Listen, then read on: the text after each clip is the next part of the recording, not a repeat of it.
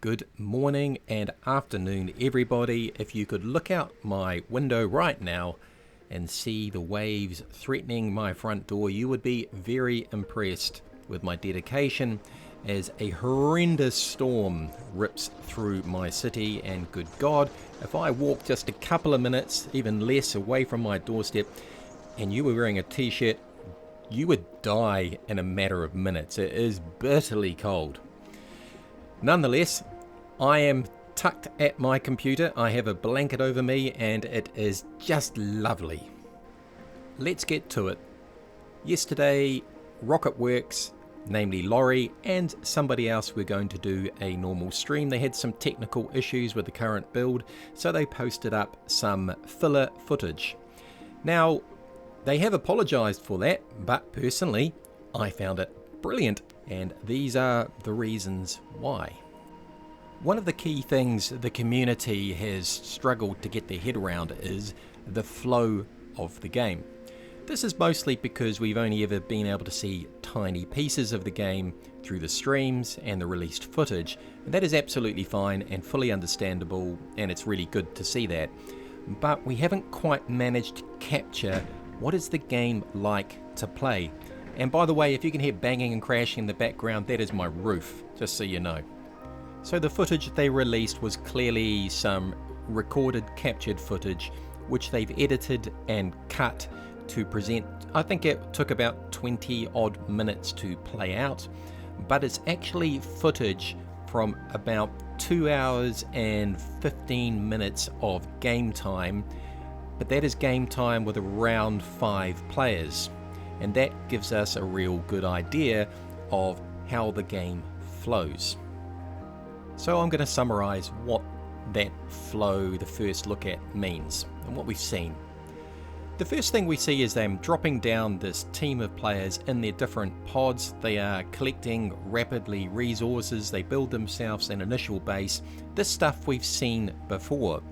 They are all gearing up in their fur jackets. They also get a diverse amount of weapons. Now, before I go any further, I want to point out an absolute key point here. This is really old footage, and I'm not making any comments whatsoever on the footage itself, as in the weapons that you see or the animations. I'm just interested in the flow of the game, because this is the first time we've seen it. So they gear up. One of them has got a radar, which you can see attached to their back. The other one has a mining tool, which is attached to their back. The first thing there is they're quite big. So doing this solo, that's going to be tricky, because you have to take these things to the locations, to the exotic areas that you're going to go to, the meta, the exotic resources. They're not going to be close to where you drop. You have to traverse a long way. And this is the first time we've seen this in the game. We've seen in this footage a group of players traverse for a prolonged period through the forest biome, then into the Arctic biome, then back into the forest biome, where they have eventually radared and tracked down the meta resource, the exotic resource, which they're there to mine. So the most important thing to note there is the travel across a large map. You have to prepare, you have to gather your tools, your equipment and your weapons to be able to travel across and survive the wilderness, which will be full in these biomes anyway of bears, wolves, polar bears, which are all out to kill you pretty much.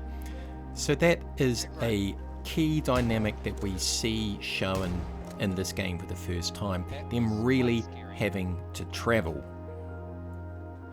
And when I saw that, it made me realize what Dean and others had been saying about the game is quite accurate. Your original starting base will not be enough. You are going to have to build new bases for various reasons as you travel along. That might be for shelter, that might be to build equipment, that might be for a range of different things. Let's do a scan here before we decide if we have to cross this river or not. I have a bit, Mason.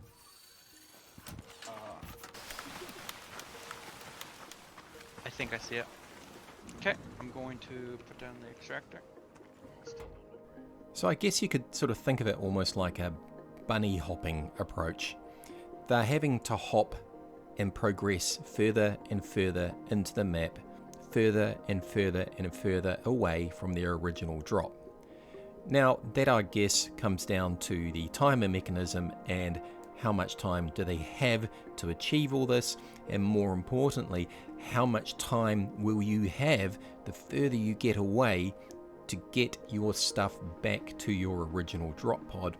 Yet again, having to traverse across hostile terrain, having to survive the creatures, and also manage your resources and take things, for example the exotic materials, all the way back to your pod. So I just emphasise Dean and co have talked that this is the function of the game for quite some time. So this isn't anything new to people who've been following Icarus, but this is the first time in footage we've seen a snippet of that journey. And it certainly shows to me when you see that, you start to go, right, now I can see where technology comes into it. Vehicles, better storage functionality, refining equipment, all these things will come into play because it's all about further and further and further you get away, you have to bring all these things all the way back to the beginning. So thank you Rocketwerkz for releasing that footage. I know you only just put it as a filler, but me as a content creator, it was gold. Hope you enjoyed it, and like, subscribe, all that normal stuff. I'll be following Icarus really closely because I'm really enjoying it. And hey, see you in the next chapter, if my house is still here.